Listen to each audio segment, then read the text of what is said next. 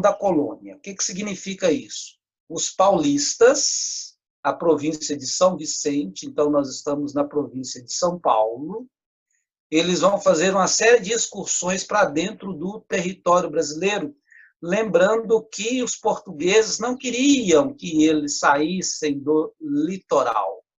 Então, chama-se bandeirantes porque eles carregavam uma bandeira, está vendo ele aqui com a bandeira, e esse movimento tinha muitas pessoas que entravam para dentro do território. Lembrando que as bandeiras eram expedições extraoficiais, eles não eram expedições oficiais.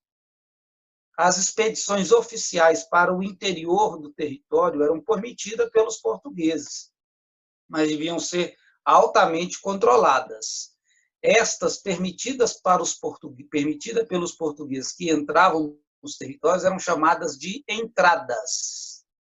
Então, a entrada é como se fosse uma bandeira oficial, né? Então, com o aval do governo português e tudo quanto, inclusive os produtos adquiridos com esta entrada também deveriam pagar imposto. Os bandeirantes não. Os bandeirantes se organizam por conta própria. Então, é diferente as bandeiras das entradas, né? As entradas são expedições oficiais. As bandeiras são extraoficiais. Então, elas vão partir de São Paulo, da capitania de São Vicente, né? E o que ela procura? Isso é muito simples. É uma alternativa para a sobrevivência, uma alternativa econômica. É um modo de vencer o desabastecimento promovido pelo governo português. É um modo de incrementar a economia brasileira. É um modo de conseguir desenvolver novos projetos para o território colonial, né? Então, a colônia, em outras palavras, tem que se virar. E a província de São Vicente, uma província que não foi muito para frente com a cana-de-açúcar, com a atividade econômica, ela, então, está encontrando aqui uma alternativa muito boa para a sua economia. Aqui está, né, um mapa ilustrando para a gente como que funcionavam essas bandeiras e os modelos de bandeiras que nós temos no território brasileiro. Então, vamos ver aqui os elementos que nos são mais caros, elementos primordiais. Então, vem aqui, por favor, aqui está, né, a província de São Vicente, São Paulo, onde tudo inicia-se. Veja que eles estão muito próximos da linha de Tordesilhas, linha que não é mais obedecida, né, desde a União Ibérica. Então, o que ocorre? Ocorre o primeiro modelo de bandeira, esta bandeira que você está vendo aqui em Rosel, aqui no mapa que nós temos aqui. Esta bandeira que vai começar em São Paulo e vai terminar na foz do rio Amazonas, é uma bandeira voltada para o apressamento. Então, é chamada bandeira de apressamento. Então, a bandeira de apressamento, ela tem por objetivo a capturar nativos, né? Ela deseja pegar nativos e capturá-los. Então, este é o grande objetivo desse modelo de bandeira. Então, vai caçar índios. Num primeiro momento, foi muito fácil aprisionar os índios, porque os índios estavam com os jesuítas abriam as portas, eram inocentes, e eles, então, amarravam os jesuítas, ou batiam nos jesuítas, subjugavam os jesuítas e levavam os índios embora. Num segundo momento, os jesuítas já estão espertos com isso. O jesuíta vai ensinar, portanto, os índios a se defenderem, os jesuítas vão ensinar o índio a fazer até pau de fogo, que é um canhão, né? Pega bambu e faz uma espécie de arma com o bambu, com pólvora e tudo. Então, vai ficar mais difícil capturar os índios. E os próprios bandeirantes vão ensinar técnicas de defesa e de ataque para os índios. E, além do mais, os jesuítas vão pegar alguns índios e levar para missões no sul do Brasil. chamadas 7 missões, né? Então, eles vão pegar os índios e levar os índios para as missões para isolar os índios e os índios não serem capturados. Então, olha para você ver. Então, essa bandeira de apressamento deseja capturar índios e vender o índio como negro da terra, vender o índio como escravo. Lembrando que esta mesma bandeira de apressamento, esses mesmos bandeirantes que caçavam índios, são bandeirantes também que vão procurar escravos fugitivos, que formavam quilombos. Então, eles vão destruir esses quilombos e vão recapturar estes negros e revendê-los, digamos assim, ter um profito, ganhar um dinheiro com eles, que é algo importante para eles. Então, esse é o primeiro modelo de bandeira. Uma bandeira chamada de apressamento. Segundo modelo de bandeira, aqui está, uma bandeira muito importante, principalmente para nós em Minas Gerais. Esse aqui é o primeiro modelo de bandeira. O segundo modelo de bandeira é a bandeira de prospecção.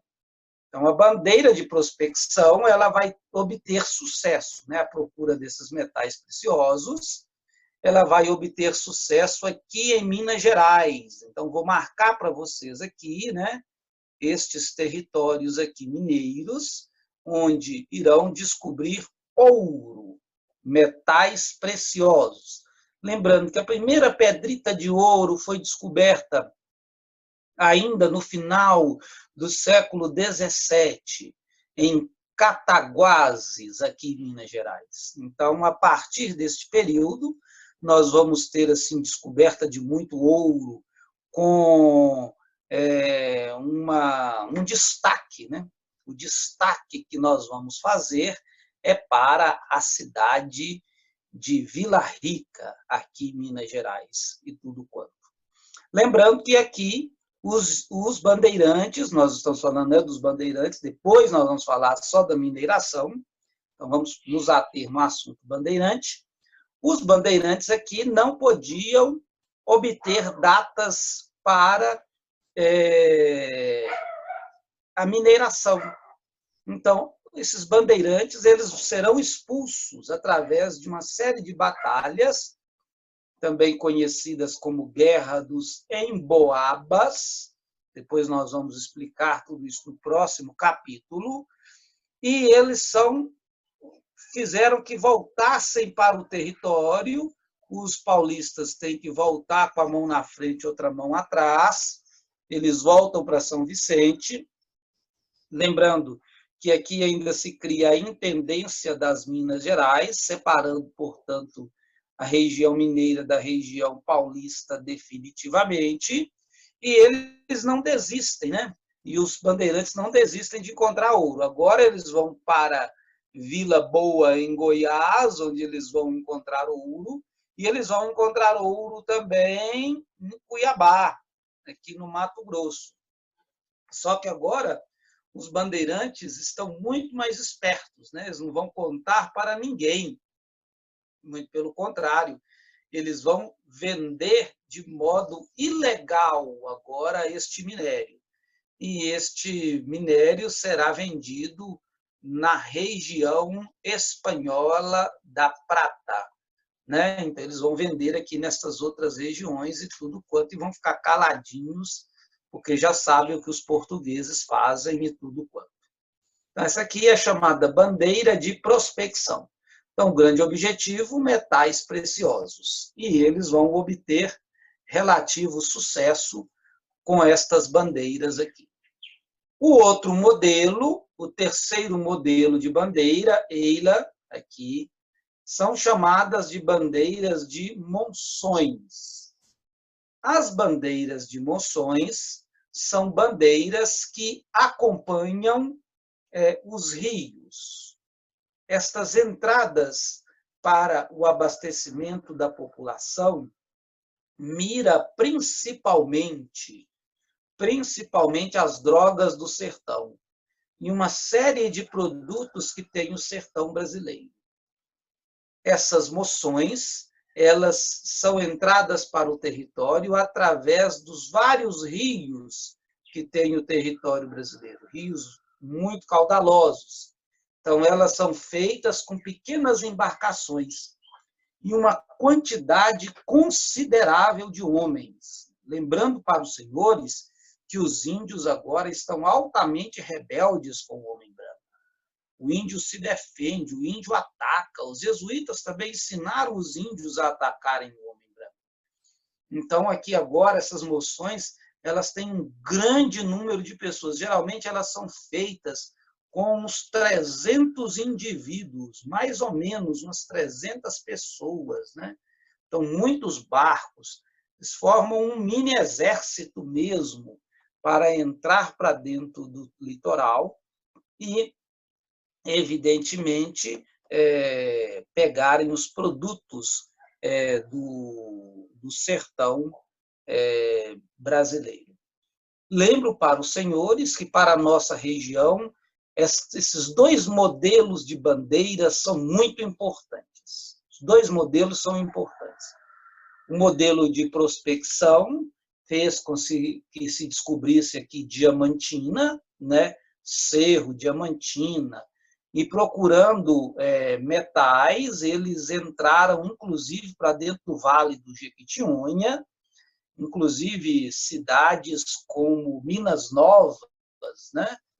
E por aí vai, foram cidades que foram fundadas justamente nesse período, que tiveram os primeiros agrupamentos humanos também nesse período das bandeiras de prospecção. As moções também são importantes para o nosso território mineiro, principalmente as moções pelo Rio São Francisco, né? Então, assim, nós temos, por exemplo, o vilarejo de Pirapora, aqui perto da gente, que é, portanto, deste período aí das monções e tudo quanto, ok? Então, vamos passar para frente, né? Então, já apresentamos aqui os 3 tipos de bandeiras: bandeiras de apressamento, bandeiras de prospecção e as moções. Agora, com relação aos bandeirantes, nós temos aspectos positivos, claro e evidente, e nós temos também aspectos negativos. Então, temos aspectos positivos, temos aspectos negativos, como para quase tudo neste mundo, evidentemente. O grande aspecto positivo das bandeiras é a expansão do território brasileiro. Então, as bandeiras vão ultrapassar os limites do Tratado de Tordesilhas. Então, nós vamos ter um alargamento do território brasileiro, um crescimento muito grande do território brasileiro. E, evidentemente, que o viés negativo é a violência com que o índio é tratado, né? A violência com que o escravo é tratado também. O escravo que estava no quilombo, né? O ex-escravo, no caso, era tratado também com muita violência por estes bandeirantes.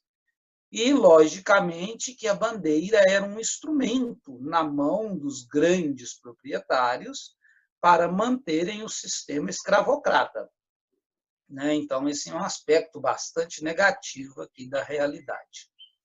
Claro que geralmente os historiadores de São Paulo veem as bandeiras com um modo muito positivo, né? Eles veem os bandeirantes, inclusive, como heróis nacionais, né? Que vão aumentar o território, que vão desbravar. Então, eles pintam os bandeirantes como aventureiros, né? Pessoas que estão dispostas à aventura e tudo quanto. E, logicamente, que em outras regiões do Brasil se vê o bandeirante de um modo mais cândido, se vê o bandeirante de um modo mais transparente. E em outras regiões do Brasil, o bandeirante não é lá este herói, não, né? Na verdade, o bandeirante está muito mais para um saqueador. O bandeirante está muito mais para um sujeito egoísta, que só pensa nele e só pensa no dinheiro. Principalmente o dinheiro seria o elemento básico e o elemento fundamental. Mas as bandeiras deixam, evidentemente, uma marca no território brasileiro. Então, veja aqui, por favor, né, a contribuição dos bandeirantes para o território brasileiro.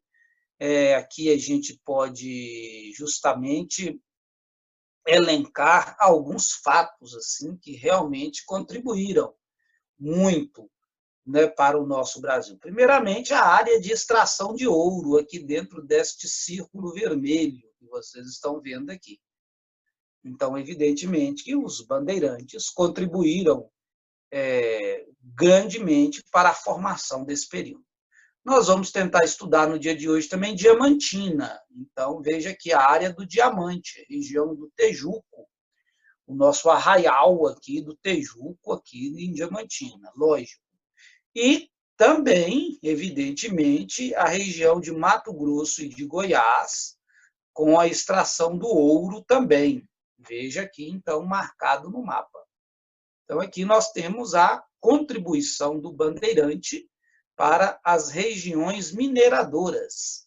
Veja lá, o minério aqui no nosso território brasileiro, que será explorado por mais de 100 anos. Então, tá. Então, agora nós vamos deixando o bandeirante um pouquinho de lado, tá ok?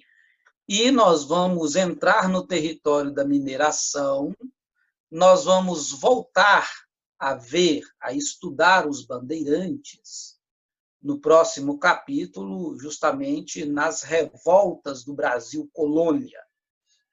Na revolta dos Emboabas, nós vamos voltar a verificar, portanto, a questão aí dos bandeirantes. Agora, o que nós vamos fazer? Nosso caminho aqui agora é entrar no território mineiro, e entrando no território mineiro, né, falar da mineração e tudo quanto. Então, aqui está, para iniciar o nosso estudo, para iniciar o nosso entendimento sobre aquilo que está acontecendo. Primeiramente, eu quero elencar para os senhores que a mineração era uma mineração de aluvião, né? Então, o que significa aluvião? Justamente a mineração de aluvião significa que o ouro estava por cima da terra. O ouro era fácil de ter acesso a ele. Então, essa mineração de aluvião ela vai ser muito importante, inclusive aqui em Diamantina também, com os diamantes, será também por aluvião. Lembrando que é o período onde nós nos encontraremos, né? Nos encontraremos basicamente dentro do século XVIII. Dentro do século XVIII. Então, o Brasil já existe há um bom tempo, o Brasil foi descoberto no século XVI, e no século XVI o Brasil tenta se organizar, principalmente com a economia voltada para a monocultura. A grande monocultura no território brasileiro é a cana-de-açúcar, e a cana-de-açúcar continua sendo o grande produto de todo o século XVII. No finalzinho do século XVII, os bandeirantes, então, intrapreendem a descoberta do ouro, aí tem a questão de Minas Gerais e tudo quanto. Então, o século XVIII é o século de ouro da mineração, né? O século de ouro aqui. Lembrando que, neste mesmo período, que nós estamos aqui afirmando para vocês, as potências europeias estavam já bem organizadas. A França, a Inglaterra, a Holanda, e estas nações estavam colocando uma pressão muito grande sobre Portugal. Então, Portugal, que é um país muito pequeno, uma população pequena também, Portugal enfrenta vários problemas econômicos, e esses problemas econômicos se coligam diretamente a duas coisas, né? Dois elementos primordiais para que Portugal possa estar em crise econômica. O primeiro elemento é justamente o açúcar que vai ser produzido pelos holandeses em regiões não portuguesas, como, por exemplo, nas Antilhas. Então, o açúcar mascavo português era um açúcar que não tinha mercado diretamente dentro dos consumidores europeus. Os europeus queriam açúcar refinado e Portugal não tinha. Portugal tinha açúcar mascavo. E os holandeses refinavam o seu açúcar. Então, os holandeses tinham um mercado, né, muito melhor. Sem falar que, por causa das relações mercantis entre metrópole e colônia, o açúcar português era muito caro, né? Portugal queria obter muito lucro também com isso. O segundo elemento que leva a uma crise do governo português, a segunda coisa, é que Portugal ele perde, evidentemente, várias colônias africanas para estas nações, várias colônias mundiais para essas nações poderosas, que têm marinhas muito mais potentes que a marinha portuguesa. E aqui, então, nós temos também um outro fator preponderante, né? A dificuldade dos portugueses de conseguirem escravos, né? Conseguirem cativos para venderem. Evidentemente que todas as coisas vão se acabando, né? E os próprios africanos vão diminuindo cada vez mais o número de pessoas disponíveis para a escravidão, e os que estão disponíveis estão cada vez mais difíceis de se capturar, embrenham cada vez mais em regiões interioranas da África, e fica muito difícil realmente. Então, vamos lá, então, lembrando, então, o açúcar brasileiro, né, por causa da concorrência estrangeira e por causa dos territórios africanos. Então, a crise bateu na porta de Portugal. A coroa, então, passa a estimular a procura de metais, né, a coroa portuguesa deseja encontrar metais, e as entradas, que eram expedições oficiais portuguesas, elas não vão ter muito sucesso, não. O sucesso vai vir das bandeiras, né, que são expedições, então, particulares, não ligadas ao governo português. Então, aí, então, nós vamos ter várias situações interessantes aqui a partir do descobrimento do ouro, né? Então, a partir do descobrimento do ouro, então, nós vamos ter principalmente uma chegada muito grande de pessoas oriundas da metrópole. A colônia Brasil passa a ser muito atrativa. Para vocês terem uma noção, né?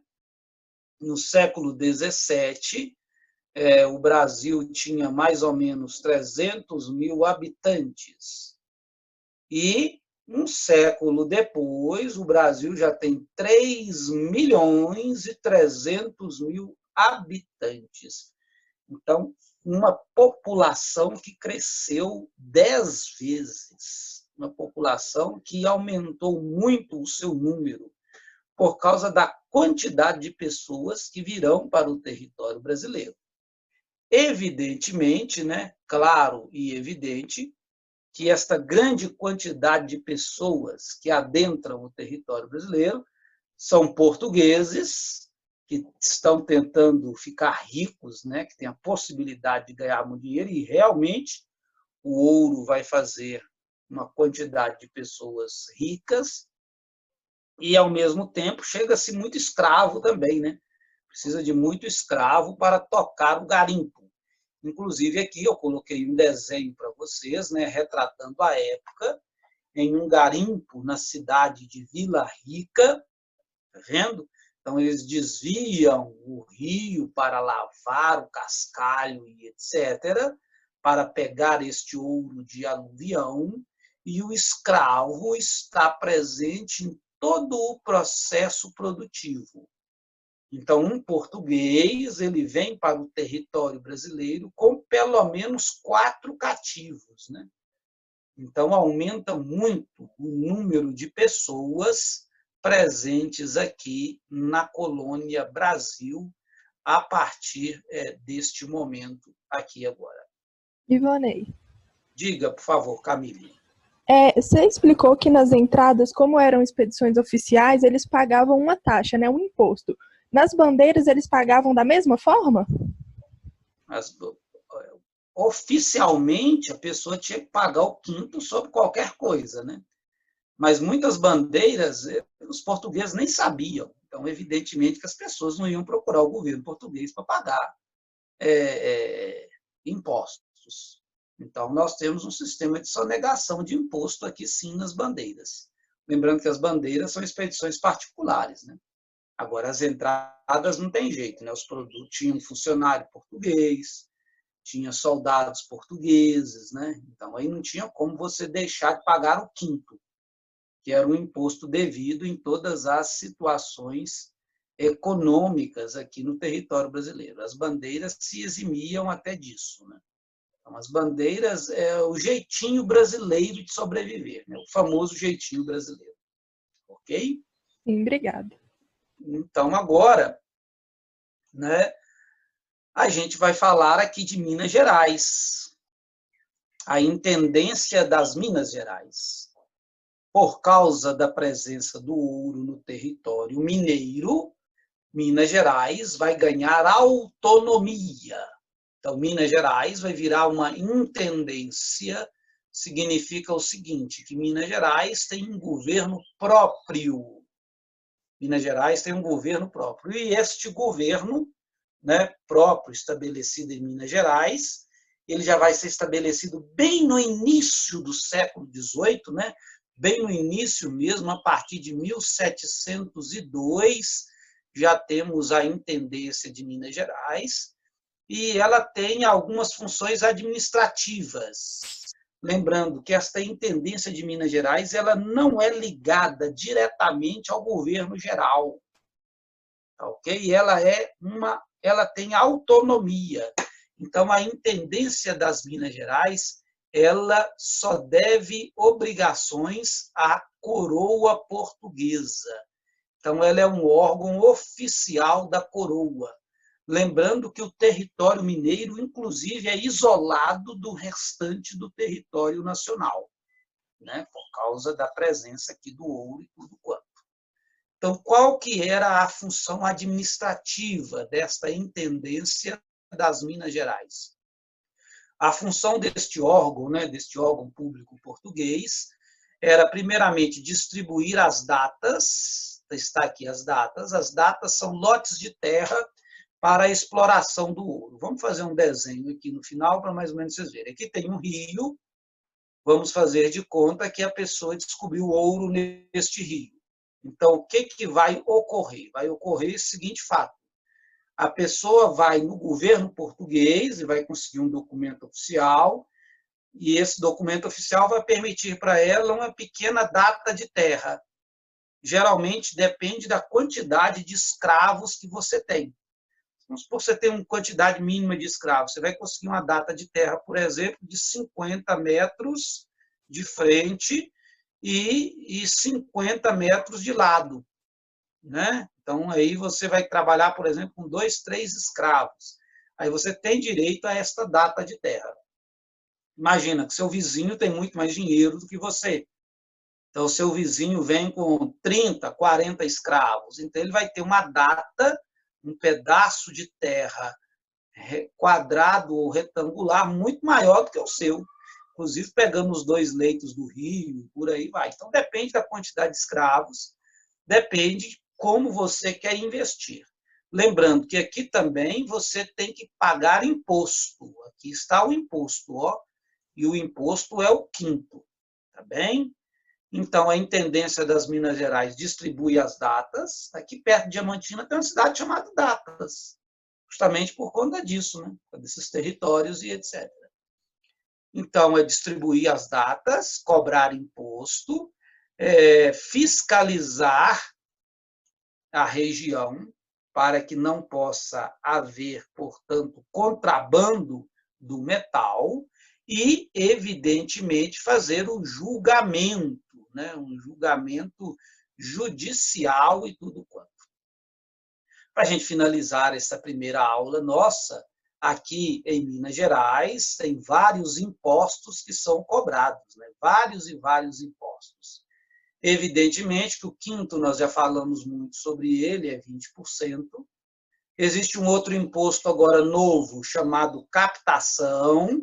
Aí depende da quantidade de escravos que você tem. Quanto mais escravo, mais imposto você paga. Então, ter escravo significa pagar impostos. É espécie de um IPVA, né? Você compra o carro e todo ano você tem que pagar um imposto sobre o carro. A captação é mais ou menos isso, ok? Nós vamos ter também o estabelecimento de um novo quinto, que é um quinto não mais para pessoas, lembrando que esse quinto aqui é per capita, é por cabeça, né? Agora nós vamos ter um novo quinto que é por vila ou arraial, né? Então aqui diz que a vila deve conseguir 1.500 quilos, né? 1.500 quilos, ou seja, 100 arrobas de ouro. Então, por exemplo, se o governo conseguiu com o quinto arrecadar somente 1.400 quilos de ouro, 100 quilos de ouro o exército deve captar com as pessoas. Qualquer coisa até tomar. Arrancava até o dente de ouro do indivíduo para que o indivíduo pudesse pagar, portanto, essa quantia. E existe ainda a cruel derrama. Aqui está a derrama. Na verdade, a derrama não é um imposto.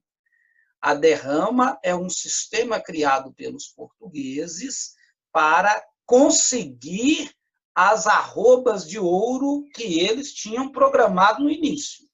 Então, a derrama é uma cobrança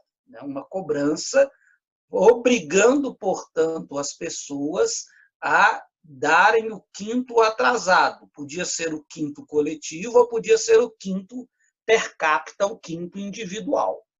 Então, esses dois elementos aí que são importantes. Ok, meu caro estudante? Beleza? Então, nós finalizaremos agora esta primeira aula nossa, porque dá 40 minutos, cai, né, automaticamente. Então, está faltando 1 minuto só. Então, daqui a pouquinho a gente volta. Nós voltamos às 10h50, né? A gente volta às 10h50 para a gente continuar esta atividade. E na próxima aula, daqui a pouquinho, a partir de 10h50, nós vamos, inclusive, entrar dentro de Minas Gerais. Vamos falar aqui do território também de Minas Gerais, não culpa, de Diamantina. Vamos falar também de Diamantina, tá? Então, até já, então.